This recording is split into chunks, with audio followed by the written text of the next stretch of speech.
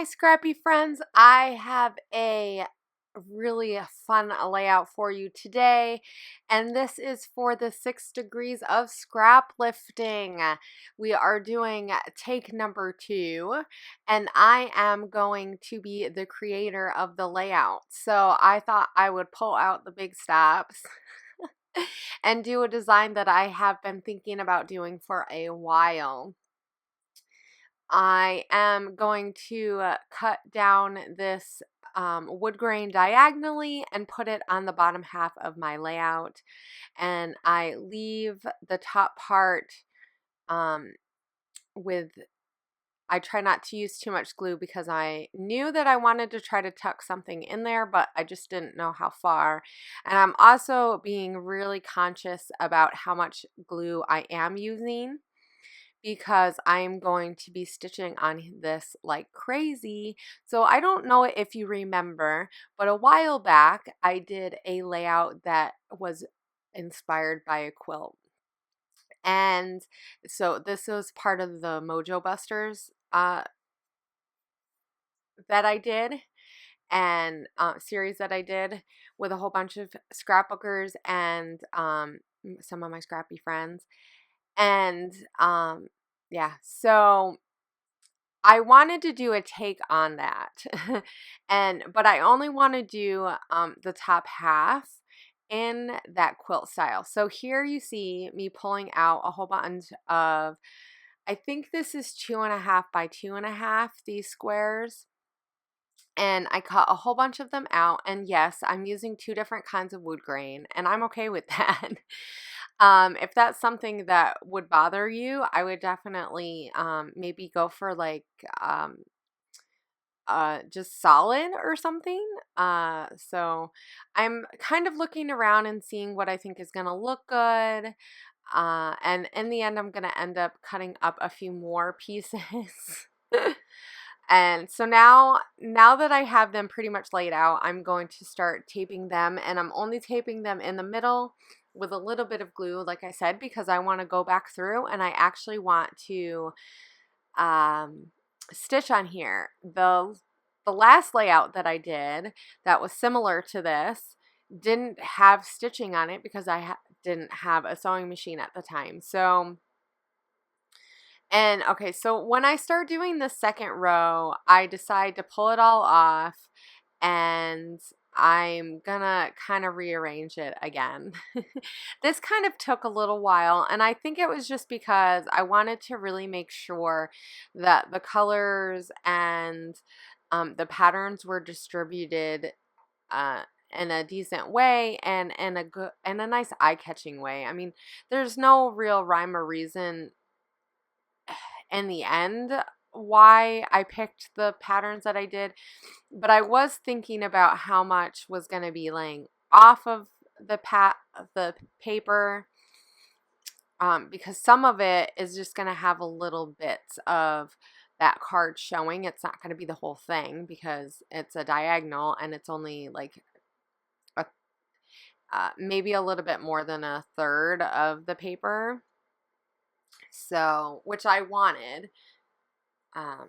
And so I get here and I knew I needed to add like 1 or 2 more squares to this. So I'm going to cut up some of that paper that I use for the diagonal down at the bottom, and then that there's a Dear Lizzie paper. No, that was from Paige Evans, I think. It was like a really soft mint or like almost teal color, but a really light one. And so now I'm adding some more, and I'm just gonna move these around until I get it to how I want it to be. And in the end, this is like one of my favorite layouts. I absolutely love how it turned out. It was definitely a labor of love because you know, I mean, it took a little bit of time putting that part together and then sewing it. I sewed each individual square on its own. So just real quick, Well, I'm cutting all the edges off, and I did that before I put it in my sewing machine because I wanted to know where I was sewing. So it definitely made a couple of the pieces a little interesting because there's only a little bit on some of those edges, as you remember. And so I'm just going to put these off to the side, and I'll put them in my scrap bin and use them later. So here I wanted to show you what the back looked like. So this is what the back looked like. It was really crazy. I was having a hard time with the tension on my sewing machine, and probably some of it was just because there's so much sewing on here that my sewing machine was like, what? So I decided to use some just copy paper and just covered all of that stitching up. That way I don't have to worry about it going anywhere when it gets in my album or snagging on anything. So I'm going to stick this scallop in there, and then I'm going to run that through my sewing machine. I believe I did that in a zigzag. And as you can see where I did the stitching over the top a little bit more, and I'm just making sure none of it is sticking to my table, and I'm just gonna cut some of the loose ends a little bit so that it's pretty short. I don't want really long strands, but I do want you to notice in the album that there's all the texture. So I am going to use a total of 5 photos. Yes, that is correct, 5 photos. Because why not use 5 photos and cover up all of that work that I just did? And I know it's a little crazy, right? It's crazy. I just did this amazing background, and I'm going to cover part of it up. And this is one of those things in scrapbooking that either you do the work and you don't cover it up because you absolutely love it, and that's fine too, or you cover it up because you just, it's okay to cover some things up. So you have to decide what your personal preference is for that, because uh, everybody is different, and some people like to see all the hard work that they've done, and there's no reason why you can't do that. But I'm I'm me, and I got to cover it up. So I'm going to do a ton of layering. I'm going to add some more of those little pieces that I have left over, and I'm going to put them in the bottom of this, and I'm going to have them just be awkward and jet out in different ways. And this is a really fun way to add some layers, and you really want to see those lines when you're doing layers like this. You want the lines to show. You want to be able to see all the corners and see where they connect to the other paper and all that. And I think that really is what makes a great layer work, is when you see all those different edges come together and all the lines. I wanted another layer, and as you can see, I put that big photo on um, some foam, but I wanted another layer, but I wanted it something nice and soft. So I use this tissue paper, and that is from my click kits. It comes in this beautiful polka dot paper, and I love it, and I want to use it sometimes, but I don't. And I also know that some of my layers have polka dots in it anyway, and that might seem a little odd, but I really like that it adds a little bit more black and white, because some of those dots aren't true black, they're more navy. So, and like I said, this does cover up some of that work, but I really did try to keep a lot of it intact. And I decided to put those 4 photos down at the bottom, and they're just going to line there. And I'm going to put these kind of wonky as well. And this is going to create some more lines. And some of the pictures I'm going to put on foam, and some of them I'm going to leave flat, and some of them I'm only going to put them on a little bit of foam. So I just alternated a little bit of how I was gonna put them, and I really like the way that this part turned out. It's not your typical how you would use 5 photos, but I definitely think that it really worked out. And Those photos are mostly like a 2 by 3 size. As you can see, some of them are horizontal and some of them are vertical. And I really like the fact because sometimes you just have photos that are just different sizes and it's just fun. So I also am taking some old stuff, that pinwheel and that little banner flag thing down at the bottom is from Crepe Paper Poolside? No. No. What was the one before Poolside? Oh gosh. I don't even remember. I know I can see it. It's the one where it like has all the carnival stuff. Um it was, I want to say it was the summer before that.